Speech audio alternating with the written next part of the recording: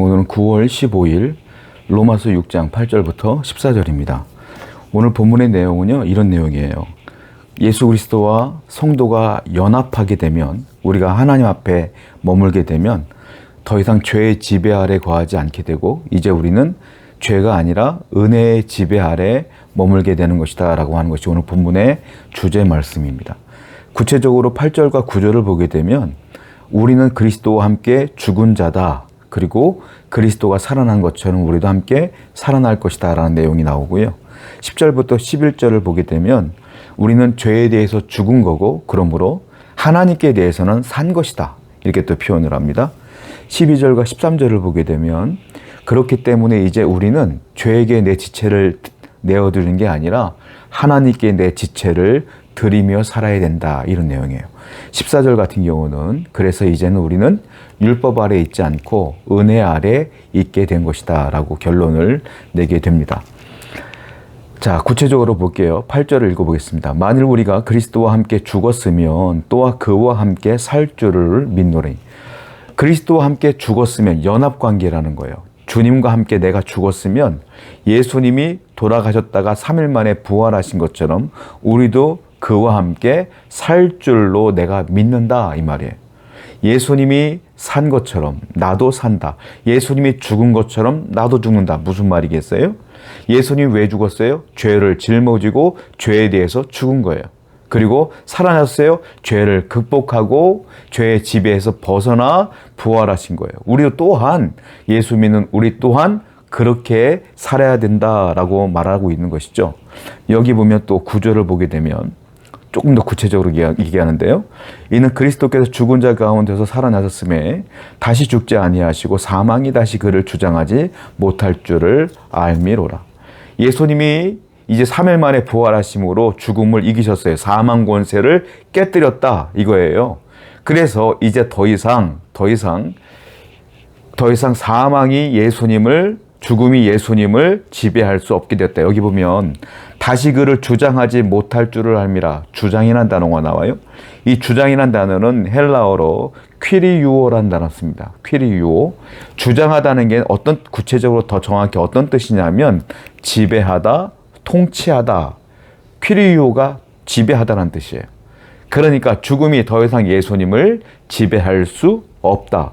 그런데 예수님과 연합된 우리 또한 이제 죄에 대하 지배받을 수 없다. 이제 우리는 예수님의 은혜로 지배받는 것이다 라는 거예요. 왜냐하면 그 다음 절을 보게 되면 앞에는 예수님의 부활을 얘기했고 이제 그 뒤에는 우리에게 적용을 시켜요. 10절 볼게요. 그가 죽으심은 죄에 대하여 단번에 죽으심이요 그가 살아계심은 하나님께 대하여 살아계심이니 이와 같이 너희도 너희 자신을 죄에 대하여 죽은 자여 그리스도 예수 안에서 하나님께 대하여는 살아있는 자로 여길지어다. 너희도 이제는 죄에 대해서는 죽었고 하나님께 대해서는 산 것이다. 예수님이 죄에 대해 죽었고 하나님께 대하여 산 것처럼 너희 또한 예수님과 연합되어 있기 때문에 죄에 대해서는 죽었고 그리고 하나님께 대해서는 살아있는 자가 되었다, 이거예요. 자, 이게 왜 중요하냐면 죽은 사람은요 흔들어도 반응이 없어요.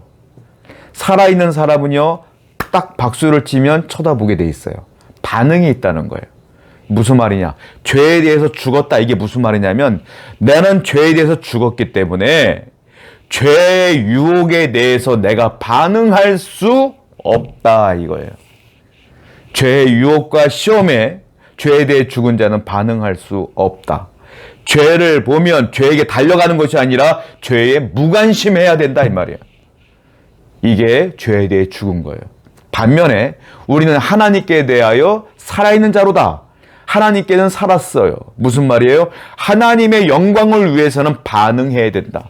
순종해야 되며 예배해야 되며 복음 전파해야 되며 성결해야 되며 순종해야 되며 하나님의 말씀대로 살아가야 된다. 충성해야 된다. 하나님께 대해서는 예민하게 반응하고 죄에 대해서는 무반응하는 것이 죄에 대해 죽고 하나님께 대해서는 산 것이다, 이거예요. 이제 성도는 그렇게 살아야 된다고 바울은 얘기하고 있고요. 구체적으로 그러면 하나님께 대해서 어떻게 살 것이냐 라는 실천적인 부분을 그 다음 절에서 얘기하고 있는 거예요. 12절 볼게요. 그러므로 너희는 죄가 너희 죽을 몸을 지배하지 못하게 하여 몸의 사욕에 순종하지 말고 죄가 지배하지 못하도록 그 죄에 복종하지 말아라.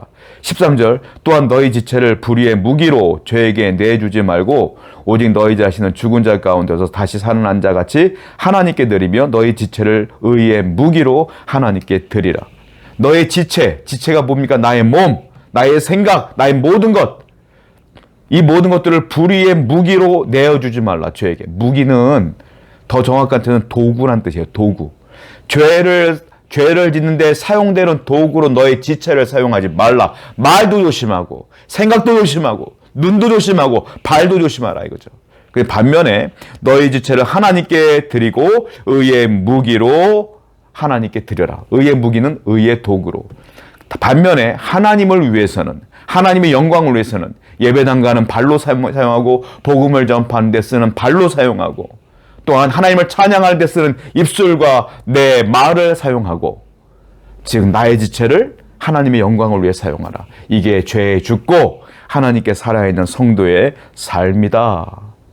그렇게 되면 바울은 14절에서 얘기하죠. 죄가 너희를 주장하지 못하리니 이는 너희가 법 아래에 있지 아니하고 은혜 아래에 있음이라. 그렇게 살면 너가 은혜 아래에 있는 삶을 사는 것이다. 여러분, 우리는 은혜 아래 살아야 돼요. 이미 우리는 은혜 아래 살고 있어요. 하나님의 은혜를 기억하셔서 항상 우리의 지체를 하나님께 내어드리는 삶을 살기를 원합니다. 기도하겠어요. 하나님, 우리는 항상 죄에 대해 죽고 하나님께 대해 살아있는 성도의 삶을 살게 하여 주옵소서. 예수님의 이름으로 기도드렸습니다. 아멘.